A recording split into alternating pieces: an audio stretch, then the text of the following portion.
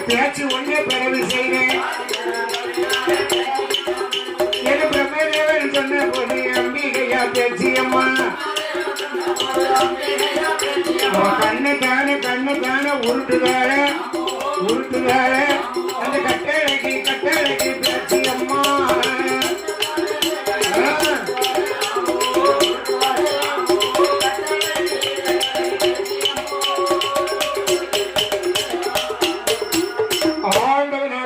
Sivaperuman